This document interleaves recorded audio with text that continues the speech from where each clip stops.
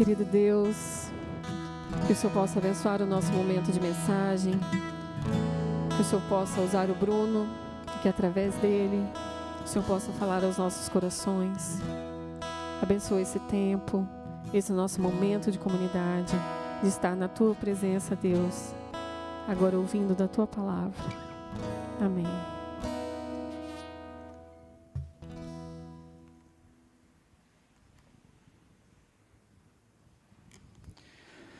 Amém. Nós podemos abrir a nossa Bíblia em Efésios. Se você tem sua Bíblia aí, abra comigo em Efésios, capítulo 1, versos 1 a 14. Efésios, capítulo 1, versos 1 a 14. A gente vai refletir sobre esse primeiro capítulo, ou essa primeira parte do primeiro capítulo, da carta de Paulo a esses irmãos que se encontram na cidade de Éfeso. A palavra do Senhor diz assim: Paulo, apóstolo de Cristo Jesus pela vontade de Deus, aos santos e fiéis em Cristo Jesus que estão em Éfeso. A vocês graça e paz da parte de Deus nosso Pai e do nosso Senhor Jesus Cristo. Bendito seja o Deus e Pai de nosso Senhor Jesus Cristo, que nos abençoou com todas as bênçãos espirituais nas regiões celestiais em Cristo. Porque Deus nos escolheu nele antes da criação do mundo, para sermos santos e irrepreensíveis em sua presença. Em amor nos predestinou para sermos adotados como filhos, por meio de Jesus Cristo, conforme o bom propósito da sua vontade, para o louvor da sua gloriosa graça, a qual nos deu gratuitamente no amado. Nele temos a redenção por meio de seu sangue, o perdão dos pecados, de acordo com as riquezas da graça de Deus, a qual ele derramou sobre nós com toda sabedoria e entendimento, e nos revelou o mistério da sua vontade, de acordo com o seu bom propósito que ele estabeleceu em Cristo, isto é, de fazer convergir em Cristo todas as coisas celestiais ou terrenas na dispensação da plenitude dos tempos. Nele fomos também escolhidos, tendo sido predestinados conforme o plano daquele que faz todas as coisas, segundo o propósito da sua vontade, a fim de que nós, os que primeiro esperamos em Cristo, sejamos para o louvor da sua glória. Quando vocês ouviram e creram na palavra da verdade, o evangelho que os salvou, vocês foram selados em Cristo com o Espírito Santo da promessa, que é a garantia da nossa herança até a redenção daqueles que pertencem a Deus, para louvor da sua glória. Até aqui, a palavra de Deus que nós vamos meditar nessa noite. Um dos livros que mais impactou a minha vida nos últimos anos foi um livro do Ricardo Barbosa, denominado Pensamentos Transformados, Emoções Redimidas.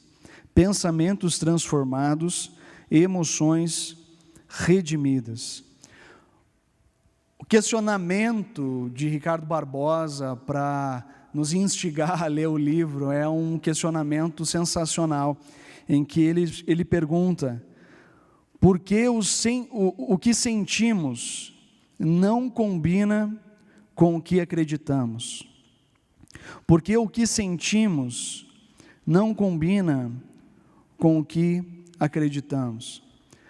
Ricardo Barbosa, nesse livro, ele vai fazer uma constatação, infelizmente triste, da realidade dos cristãos, sobretudo brasileiros, que é esse o foco da fala dele, que a maioria dos cristãos, eles não são impactados ou não são transformados simplesmente por passar anos na igreja, ouvindo boas mensagens, ou lendo bons livros, ou atuando em ministérios.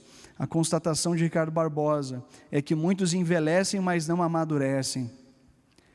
O tempo passado na igreja, os livros que leu, as mensagens que ouviu, não os tornam mais humanos, mais compreensivos, melhores pais, ou melhores filhos, ou profissionais, ou amigos, ou melhores cidadãos. Pelo contrário, a triste constatação é que, ao passar dos anos, eles ficam mais amargos, mais exigentes, mais murmurentos, mais preconceituosos, egoístas e perfeccionistas. As pessoas que passam a sua vida ao longo dos anos, na maioria das igrejas brasileiras, elas não se tornam pessoas melhores, elas se tornam pessoas mais pressionadas, se tornam pessoas mais tristes, se tornam pessoas mais amargas ao longo dos anos. Ricardo Barbosa, ele diz que os sentimentos seguem as convicções. Obviamente que essa é também uma declaração de fé, porque não é assim que normalmente acontece nas nossas vidas. Os sentimentos seguem as convicções. Mas, na verdade, o que muitas vezes acontece nas nossas vidas é que nós somos definidos pelas experiências que temos. Nós somos definidos pelas pressões externas e internas que temos. Essas expressões são muitas vezes o que nos definem. Quando eu estava pensando sobre o culto do Dia das Mães, eu estava pensando sobre como a gente precisa necessariamente assumir papéis diante da sociedade. Como esses papéis, eles não são perguntados para nós se nós os queremos, mas nos são dados. Nós temos um dos papéis que nós assumimos socialmente, é a profissão que nós temos. A profissão que nós temos fala muito a respeito de nós e como as pessoas nos enxergam. E esse papel, às vezes, é a maneira pela qual a gente se relaciona com o mundo. Se você é professor, muitos vão te ver como professor, e deste papel você não consegue se despir. E é com esse papel que você se relaciona com o mundo. Eu, no meu caso, eu sou pastor, e muitos colegas não conseguem se despir desse papel. Se relacionam com o mundo através do papel pastor. Mas eu não sou definido pelo fato de ser pastor. Existe algo a mais do que isso. Mas aí nós chegamos no papel que nós não treinamos para ser, nós não nos preparamos para ser, mas nos é dado o papel de mãe e o papel de pai. O pai, eu acho que até é pior, porque o pai, ele só pega na maternidade, né? Toma, o filho é teu, agora você é pai. A mãe tem um processo extraordinário acontecendo dentro dela, mas ainda assim, quando as visitas vão embora, quando os avós finalmente vão embora, então fica lá a mãe, o seu filhinho e todos os medos que acompanham esse momento. Mamães, quantas vezes vocês acordaram de madrugada para ver se o filho estava respirando? Só para ver se estava respirando, porque você começa a ouvir tantos testemunhos, né, de crianças que morrem porque estavam de cabeça para baixo e morreram asfixiados. E você vai lá e vê se está respirando. Quantas vezes você se culpou porque não conseguia amamentar no seio e machucava e até que você se rendeu à fórmula. E você usou a fórmula para amamentar o bebê, e muitos diziam para você, mas ele não vai ganhar os anticorpos que precisa e não vai se desenvolver como deveria. E você se culpa porque não conseguiu amamentar o bebê. E aí cresce. Primeira vez que o bebê rola da cama, num piscar de olhos e cai da cama. Você pensa, meu Deus, agora morreu, né? Daí levanta e é só um galo que está na cabeça. Um roxo, que é um monumento astronômico para a avó, que olha e diz, como você deixou cair? E assim vai a jornada de uma mãe, os seus muitos anseios e desejos, mas sobretudo acompanhado de culpas, medos, desilusões. E hoje as mães da rede social, né? as mães dos Instagrams da vida, perfeitas e com cheias de dicas para que criem os filhos de uma maneira que possam crescer, se desenvolver e aprender da melhor forma possível, tudo que precisa aprender para crescer saudável, inteligente, conquistar o mundo. Mas não é bem assim que acontece.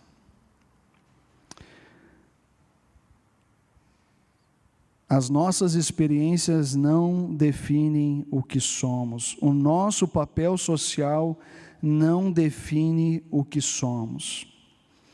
Esse aspecto, eu queria citar esse aspecto da vida da mãe. Entre a culpa e a aprovação. Ora se sente culpada porque não conseguiu realizar o que precisava. Ora está à procura por aprovação. Seja das suas próprias mães, sejam de amigos e colegas, demonstrando a melhor educação, a melhor forma de conduzir a vida dos seus filhos. Não há espaço para imperfeições na nossa sociedade. Falar que o filho não come brócolis, né? Para uma colega, nossa, meu filho não come brócolis, ele só come massa. E ele não gosta de suco, gosta somente de tangue. Meu Deus, como falar isso para as amigas? Como falar nas limitações daquilo que nós não entendemos, da Coca-Cola que a tia dá aos 2 anos para o filho? Como lidar com todas as coisas, e como lidar com a profissão, e exercendo esse papel importante de mãe, como atender clientes, como sair de casa arrumado, sem demonstrar as olheiras de noites mal dormidas, como fazer tudo dar certo. Afinal de contas, precisa, né, que tudo dê certo. Mas para algumas mães mais experimentadas aqui, quem sabe olham para trás e não entendem como é que deu certo. Mas de alguma forma deu, 3 formas que algumas mães tentam lidar com a culpa e com a aprovação. A primeira delas é o vitimismo. Eu acho que a fase da maternidade e quem sabe da paternidade, sobretudo esse início de vida, é um início de profundo isolamento social. Você tem muita dedicação na sua família e você não mais consegue fazer os mesmos programas que fazia quando era casal sem filhos. Então você acaba ficando exausto, você acaba não conseguindo fazer tudo aquilo que você gostaria de fazer, e você se entrega aos julgamentos, às condenações, e você permanece nesse lugar de cobrança e desânimo. Esse não é um bom lugar para se estar, mas é o lugar que muitas mães se colocam. Segundo lugar que as mães se colocam é num cinismo, é se fechar para tudo aquilo que as pessoas dizem a respeito de maternidade, ou para a nossa própria vida, com a famosa frase: eu não me importo com o que os outros pensam, eu crio da minha forma, faço do meu jeito. Essa também não é uma boa forma de lidar. Em terceiro lugar, muitas mães vão pelo caminho do perfeccionismo, uma atitude desesperada pela aprovação das outras pessoas. Uma atitude desesperada para que as pessoas reajam a cada um de nós, como você é um bom pai, como você é uma boa mãe. Eu tenho olhado para a sua vida, como você se dá conta de tantas coisas. A necessidade de se sentir aprovado é uma verdadeira prisão. E algumas mães, eu estou falando das mães, mas muitos pais se enquadram nisso também. Todas essas escolhas constroem uma verdadeira armadura que nos isola das outras pessoas. Dificilmente a gente vai ter uma palavra de ânimo, porque nós nos isolamos em nós mesmos. Dificilmente a gente vai aceitar um conselho que pode gerar uma verdadeira mudança na forma como estamos vivendo, porque nós não recebemos a palavra de mais ninguém. Mas sabe qual é a melhor forma de sermos curados da culpa e da aprovação dos outros? É quando maior do que aquele que nos rejeita ou nos culpa, maior do que aqueles que nos desprezam, é aquele que nos aceita, é aquele que nos acolhe, é aquele que nos ama e nos perdoa. Maior do que aquele que traz acusações a nosso respeito, é aquele que nos recebe como somos, e esse alguém é Deus. Esse alguém é Deus. Deus nos acolhe como somos. Deus não nos acolhe pelo que fazemos. Deus não nos acolhe pelos nossos méritos. Deus não nos acolhe porque nós somos bons. Deus não nos acolhe porque nós fizemos tudo direitinho. Deus nos acolhe porque Ele é bom. Quem as condenará, diz o apóstolo Paulo? Foi Cristo Jesus que morreu e mais que ressuscitou, está à direita de Deus e também intercede por nós. Quem nos condenará? Se a ira de Deus contra o pecado da humanidade foi acolhida por Cristo Jesus na cruz. E é por meio de Jesus que nós vivemos. É com a identidade não de mãe, de pai, de profissional que nós lidamos, mas é como filho de Deus, amado. E ali existe uma cura profunda no nosso coração para experimentarmos da vontade de Deus. Quando nós nos relacionamos com as pessoas, com a realidade da maternidade, a partir dessa identidade firmada em Jesus, então a gente trilha um caminho de segurança e humildade, aonde a gente aprende com os outros, aonde a gente aceita um caminho inacabado, aonde nós aceitamos as nossas limitações, e aonde nós somos acolhidos por gente como a gente. Existem muitas pessoas, queridos, que estão esperando só uma fala de gente, para também mostrar que é gente, e assim poder trilhar uma jornada juntos. É só quando num contexto de confiança a gente consegue abrir o nosso coração e compartilhar do que nós não conseguimos fazer, compartilhar daquilo que nós não damos conta, é que nós podemos ser acolhidos como pessoas. Efésios capítulo 1, versos 1 a 14, é um arrazoado do apóstolo Paulo sobre aquilo que é verdadeiramente a nossa identidade. O apóstolo Paulo, ele vai falando versículo após versículo, e o impacto desses versículos é que ele vai ministrando aos nossos corações quem verdadeiramente nós somos, a partir daquilo que Jesus fez por nós. E ele vai trazendo, são 14 versículos, e 14 versículos que falam a respeito da nossa identidade em Jesus. São 14 versículos que fundamentam a nossa vida na pessoa de Jesus, a partir da qual a gente se relaciona com os outros e com o mundo.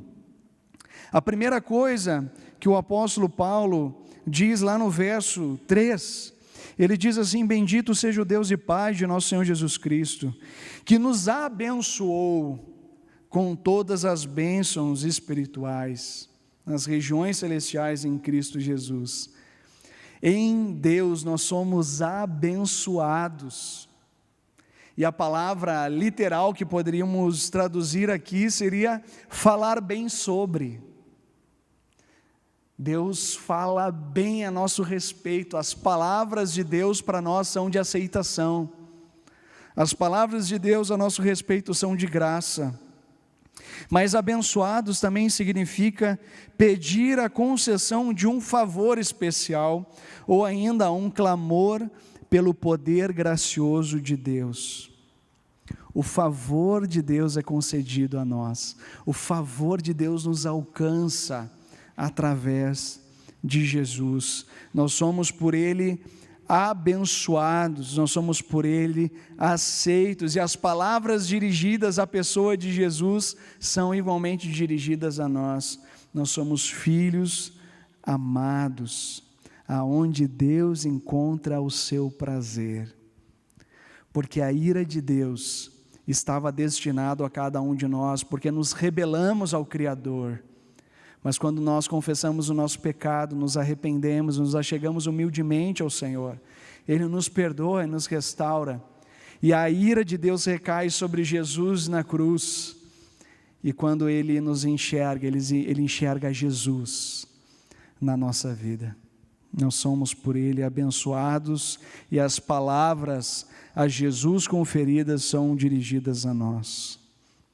A segunda coisa que nós podemos tirar desse texto é que nós somos escolhidos. Deus nos escolheu em Jesus antes da criação do mundo. Deus nos escolheu. Deus olhou para nós. Deus se importa conosco. De toda a sua criação, Deus nos escolheu para algo, e isso é impressionante. É impressionante. O Deus criador do universo, o Deus que conhece cada uma das bilhões de estrelas pelo nome, é aquele que nos escolheu para algo, nos escolheu para vivermos para a glória dele.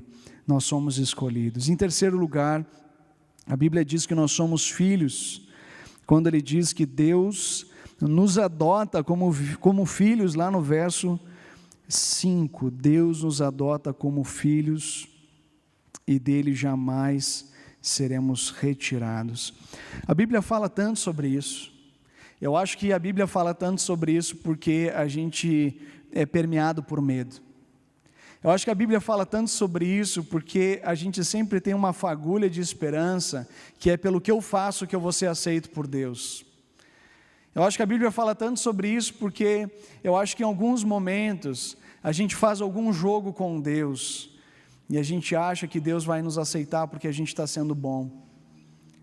Mas a Bíblia fala que uma vez que nós estamos nele, nada pode nos separar do seu amor. Uma vez que estamos nele, lá em João capítulo 10, quando ele fala de si mesmo como um bom pastor, ele diz que nós somos as suas ovelhas e nenhuma ovelha vai ser arrancada das suas mãos. Essa é a imagem, essa é a figura que Deus nos coloca. Uma vez que Ele nos acolheu como filhos, jamais vai nos abandonar. Essa é a nossa identidade, querido. Não são as experiências que você teve ao longo da vida, não foram as rejeições, não foram as tristezas, não foram as desilusões, mas é essa aceitação que há em Cristo Jesus. Você não pode ser abandonado, você não pode ser arrancado daquele que te comprou com o precioso sangue de Jesus. Mas um quarto ponto sobre a nossa identidade em Jesus é que nós somos redimidos. Redimido, e essa palavra é uma palavra preciosa na Bíblia, porque ela fala de um resgate de alguém que estava numa condição de escravidão. Nós éramos escravos do pecado, vivíamos para o pecado e o nosso desejo estava voltado para o pecado, mas Ele nos resgata por meio de Jesus. Ele nos resgata das trevas para a sua maravilhosa luz.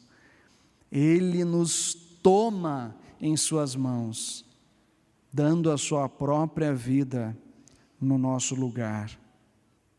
Ele nos liberta das mentiras ditas sobre nós e nos concede o privilégio de sermos seus, de pertencermos a Ele.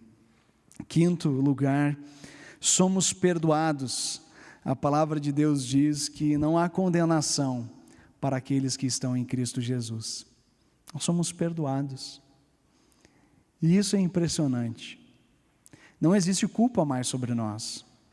Não existe nada que a gente tenha feito que possa fazer Deus nos amar menos. Mas Ele nos perdoa em Cristo Jesus. E o último ponto é o ponto que eu quero enfatizar. Nós somos selados pelo Espírito Santo. Nós somos selados pelo Espírito Santo. Essa expressão selados no tempo bíblico é a respeito daquilo que muitos de nós já viram nos filmes, né? Tem aquela cera, e aquela cera é colocada numa carta, e o imperador coloca o seu anel, e esse anel ele coloca ali a sua impressão, ele coloca ali o seu selo de autenticidade, de procedência, de origem, e esse selo não pode ser violado, esse selo vai chegar no lugar de destino, e esse selo demonstra a quem essa carta pertence. E quando então o Paulo usa essa expressão, nós somos selados pelo Espírito Santo, ele está dizendo que esse selo, em primeiro lugar, ele demonstra procedência. Nós somos criados, feitos em Cristo Jesus. E quando nós caminhamos, essa é a jornada de todos nós, quando nós caminhamos com Jesus, e quando nós, ao olhar para as Escrituras, olhar para o Novo Testamento, e a gente perceber sobre Jesus, e a gente vai percebendo que Deus nos fez em Cristo Jesus, para sermos semelhantes a Jesus, e a gente cresce nisso. Jesus, ele começa a ser moldado nas nossas vidas.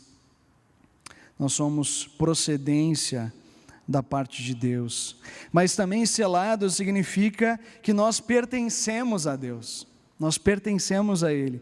Em 2 Pedro 1, 21 e 22, diz que nós somos suas propriedades, porque Ele nos selou com o Espírito Santo. E em quarto, Ele nos sela, e isso é sinal de autoridade. Nós temos o selo do Espírito nas nossas vidas. O Espírito Santo nos capacita a vivermos essa identidade em Jesus. E esse selo não pode ser violado. Não pode ser violado. Ninguém perde a salvação em Cristo Jesus, porque foi Ele que conquistou por nós, não fomos nós que conquistamos. E, portanto, nós pertencemos, e essa salvação e essa identidade não pode ser perdida. Eu quero compartilhar 3 pontos finais com os irmãos, como aplicação a partir dessa identidade em Jesus.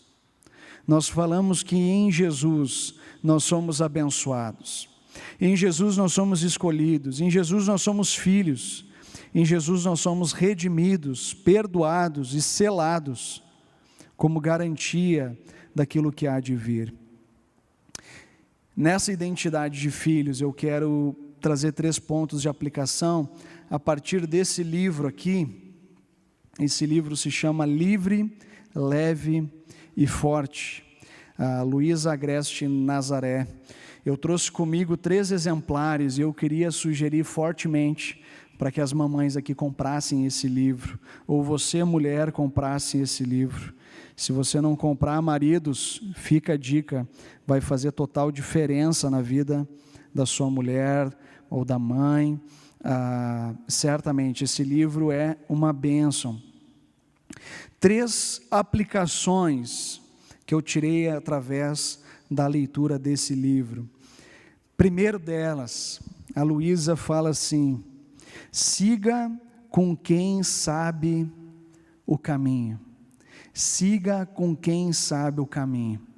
A Luísa, ela é uma jovem mãe, e ela testemunha nesse livro como ela criou essas armaduras na sua vida, e como ela vivia a impressão, e como em Cristo ela foi sendo liberta. Então ela fala sobre esse ponto de seguir com quem sabe o caminho. Ela fala sobre uma intimidade com o Espírito Santo. Ela fala sobre aquele que é capaz de desvendar a realidade de Jesus na nossa vida. Aquele que é capaz de tornar essa realidade do perdão em Jesus real para nós. Lembra aquela reflexão do Ricardo Barbosa? Por que aquilo que nós cremos não aterriza na forma como vivemos, sentimos? É porque nos falta essa tradução do Espírito Santo para as nossas vidas, que nos capacita a viver. Siga com quem sabe o caminho. A Luísa fala o seguinte: seguir os hábitos de Jesus é moldar a nossa vida a partir da vida dele, para que nossos corações estejam cada dia mais sintonizados ao coração dele. como seus aprendizes, nós moldamos os nossos hábitos de vida aos dele, para que sejamos formados e capacitados pelo seu Espírito, do jeito de ser dele. A maneira como o Espírito Santo, quando nós o buscamos, como ele vai moldando nosso coração à semelhança de Jesus. Não basta saber que somos perdoados, é necessário um processo curativo nas nossas vidas de um perdão genuíno. Quem faz isso é o Espírito Santo. Quem sela essa identidade é o Espírito Santo. Do contrário, vai ser apenas conhecimento. E conhecimento por conhecimento não transforma a vida. Quem transforma a vida é quando o Espírito Santo habita os nossos corações. Ela diz ainda sobre esse tema: você fará naturalmente em público aquilo que se habituou a fazer na sua intimidade. Aquilo que exercita na intimidade é a maneira como você vai viver publicamente. Esse é um princípio maravilhoso para as nossas vidas, né? A intimidade com Deus. E a Luísa é bastante honesta quando ela fala como encontrar um tempo em silêncio para quem tem filhos, né? Mas ela diz, é muito bonito a parte que ela fala sobre caminhos inacabados, em que ela redescobriu a maneira como Deus fala com ela, não somente naquele tempo separado, em silêncio, mas como Deus usou formas criativas de falar ao seu coração nas diferentes tarefas do dia a dia, quando estamos sensíveis a Ele. Segundo, a Luísa diz: envolva-se com a missão empolgante que Deus te chamou a viver. Quando nós percebemos que mais do que ser mães, Deus nos chamou para proclamar o seu reino nessa terra. Quando experimentamos da missão do Senhor entre nós e vivenciamos isso, gera em nós uma paixão emocionante, empolgante do que Deus está nos chamando a ser e a fazer. Mas por último, ela diz: torne-se quem você foi criada para ser. Torne-se quem você foi criada para ser. E eu quero terminar com o que ela disse. Somente a presença dele será capaz de curar as motivações mais escuras de nossas mentes e corações. Precisamos entrar nos quartos escuros de nossa alma com ele e fazer um inventário com Jesus. Eu achei sensacional isso. Convidar ele para as partes mais escuras e permitir que ele faça um inventário, revendo as memórias do nosso passado, deixando que ele transforme a imagem que criamos de nós mesmas, dos outros e de Deus nessas memórias. Nesse revisitar do nosso passado com ele, o Pai nos libertará daquilo que não mais precisamos carregar. Não vivemos como Jesus vivia, porque não pertencemos com Ele, não permanecemos com Ele, e não permitimos que nos ensine a pensar como Ele pensa, acreditar no que Ele acreditava, amar o que Ele amava. Torne-se quem você foi criada para ser. Deus tem um projeto para cada um de nós. Deus nos fez pessoas únicas. E Deus nos deseja conduzir por essa terra, nessa peculiaridade da maneira como Deus nos ama e nos aceita. Quero orar, feche os seus olhos. Quero convidar o pessoal da banda para estar aqui. Nós queremos cantar mais uma canção juntos. E depois nós queremos orar ainda juntos. Senhor, é com esse coração aberto que nós nos achegamos ao Senhor. Se o nosso coração está temeroso, é de maneira temerosa que nós nos achegamos. se é por meio de inseguranças, é dessa forma que chegamos.